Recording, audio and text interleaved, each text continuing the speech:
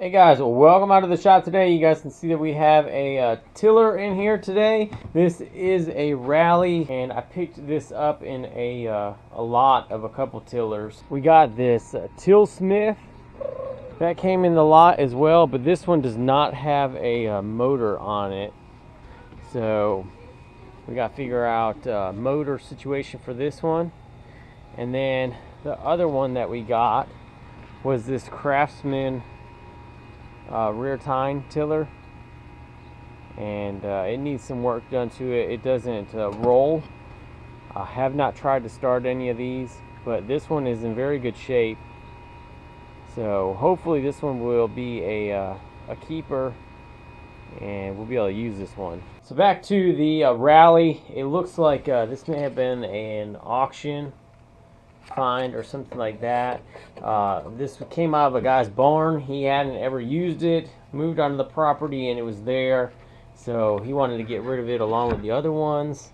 And I think it may still have some fuel in it, which is not very good. Ooh, which is not very good, because that means that it's been very old. I mean, it looks like there's stuff in there, and it looks nasty.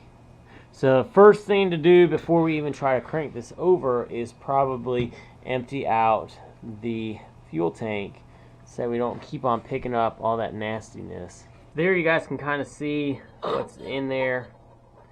So give it a little shake, and it's just some nastiness in there. So there's the air filter. That's nice. That's probably a mouse preventative, because it looks like it's been chewed on. It would sit like normally in like this, and it looks like it's been chewed on by something. And then this, we need to get these bolts off to be able to pull this off. See, some of the air cleaner is still on there.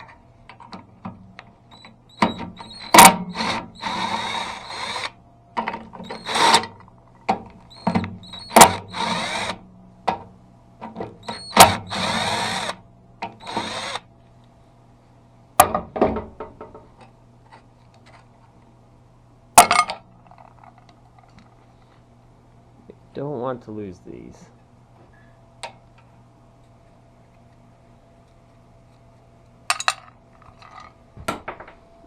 It still fell through.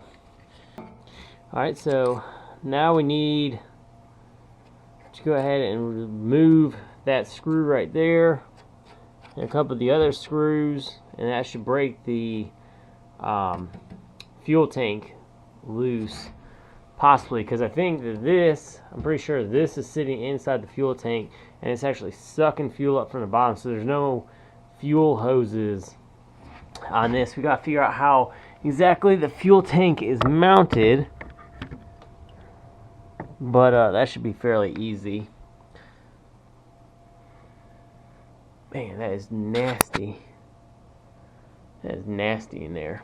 I got the fuel tank off, and it's sitting right over there. It was about half full of fuel, and that is what was in there. That's some nasty, nasty stuff. I think a lot of it is mainly water, just because it doesn't stink as bad as usual whenever you have some bad gas. So, and there's a lot of rust in the gas tank, so I think most of it is water. But this is all that remains right now, and we need to go ahead and get that all cleaned up. I'm going to try to take some of the other parts off and maybe hit this with a pressure washer, maybe, just that it gets a lot of the gunk and grime off. And I was thinking about, even before doing that, getting the spark plug out and putting a little bit of fuel in there and seeing if it'll fire over at all. Let's go ahead and throw some fuel in right here real quick.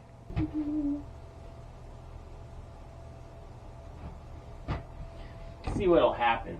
I don't have a clue what's gonna happen. Let's just try it. Ooh. Does not feel like it has any compression whatsoever.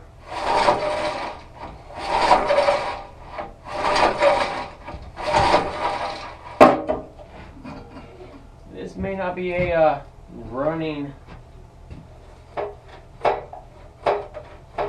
That is the trigger to go. That's reverse, fast, idle, and stop. That has no effect on this. As long as that, well, that is, as long as that's not going to be ground out.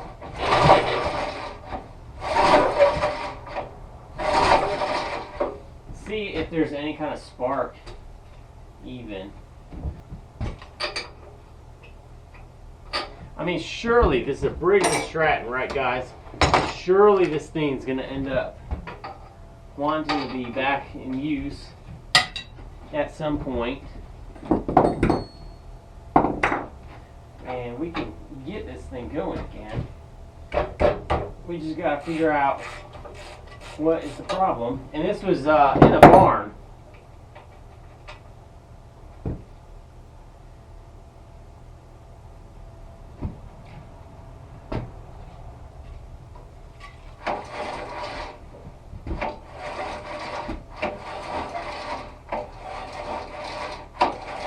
See the valve's opening. Let's go ahead and put this on and see if we have any kind of spark.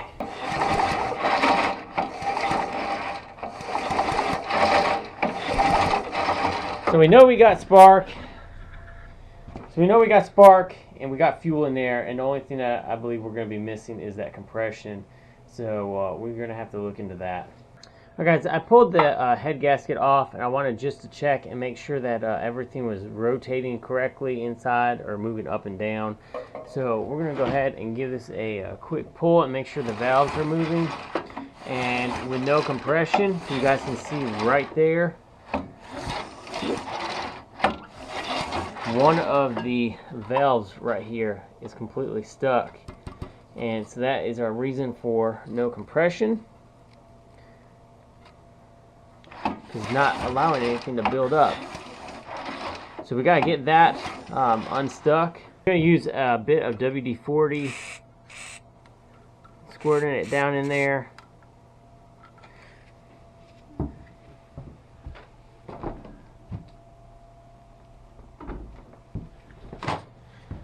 I'm just going to try to tap on it a little bit. This is probably not the correct way to do it, but this is the way that I'm going to try to get it to move a little bit.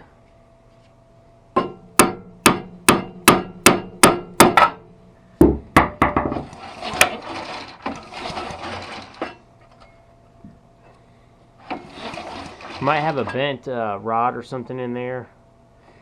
And we're going to probably end up having to take the whole entire thing off to get to that. Alright guys, so I went ahead and I got some Marvel Mystery Oil and poured it in the valve, and look at that. I let it only sit for a few minutes and kept tapping it and working it back and forth. And now it is going up and down on its own. We may have a runner. Got the cylinder gasket, or the cylinder head back on. And we're just going to be torquing it down, and it is supposed to be torqued to 140 inch-pounds, which is just about 11 foot-pounds by the calculator. So we're going to get all of these torqued.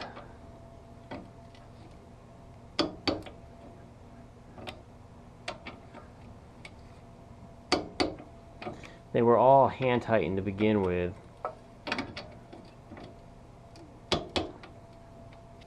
As you can see, I'm not doing any kind of double clicks or anything like that, because that's not how you torque something down. So all these have been torqued down correctly, and we'll go ahead and try to add some fuel and try to see if it'll fire over again.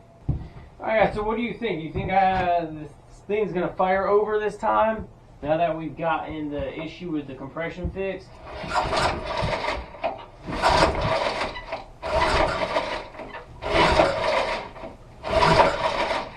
Let me get some starter fluid real quick.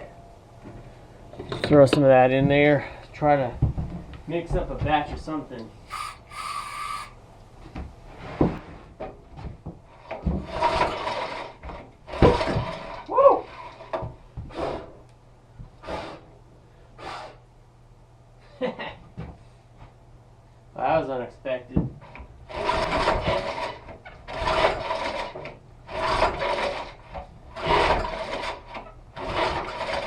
I can definitely feel that there's compression now on it.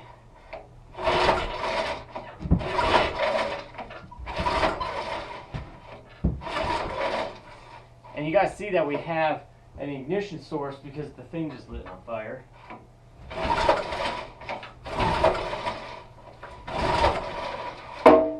Alright, let's go ahead and keep on digging at this and trying to figure out what is going on before we light something else on fire.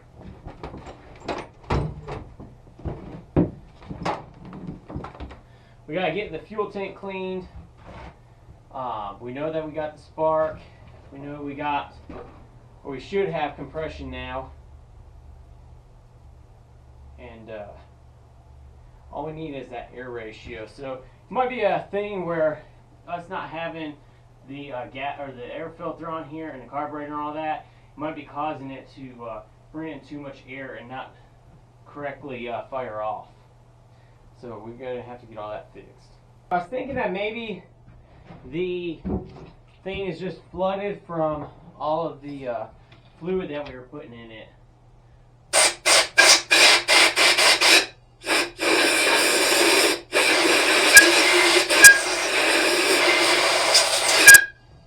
Let's go ahead and try it dry, and if it doesn't fire off this time, we'll go add a little bit more fluid, just a little bit of fuel.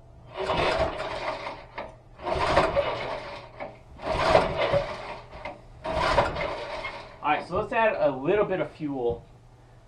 That shouldn't oversaturate anything. Alright, there we go. Just a little bit. And wipe my hands off real quick. And I do have a fire extinguisher in the shop, so that's right here close by all the time. Let's go ahead and try this. Woo! What is that? Looks like a mud dauber nest.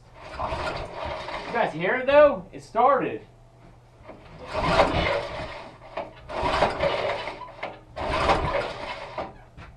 That's fantastic news. So that's all I'm going to get out of this video today, guys. You guys got to see how to pretty much unstick a stuck valve. It's very simple. Oil and very light tapping. You do not want to force the valve down. If it's not going to go, then don't force it. Let oil sit in it. I've done that on quite a few engines, and even on the flathead when I was working on that, I had to do that with one of the valves because it was stuck. It's a very simple process. Marble Mystery Oil works really good for that. Thanks guys for watching. We'll see you guys on the next one. Hopefully we'll get this thing running this coming week and actually do some tilling with it because it's almost gardening season. So thanks guys for watching. If you guys are new, hit that subscribe button. See you guys on the next one.